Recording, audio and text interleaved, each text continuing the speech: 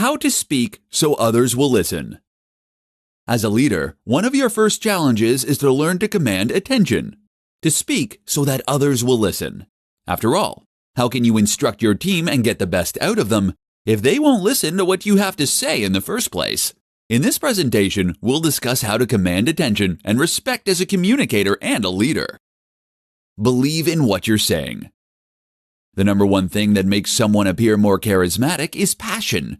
If you genuinely believe in what you're saying, this will light up your entire face and body. You will speak not only with your mouth, but also your gestures and your eyes. When you do this, you convey that what you are saying is important and exciting, and you instantly command attention. Try to tap into the emotion behind what you are saying. Why is this important? Why are you excited? Anxious? Angry? Another way to do this is to relate the story to something that matters to you or your team personally. In other words, take a narrative structure and weave a story. Speak less. Of course, you can't always channel this kind of emotion. If what you're saying isn't that important, then you won't be able to sell it as though it is.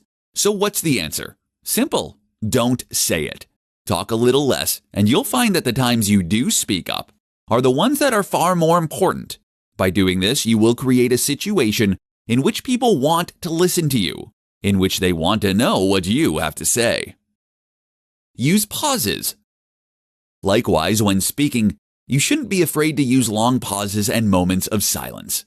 These silences help to add a dynamic flow to what you are saying, and they encourage your audience to really listen to what you are saying.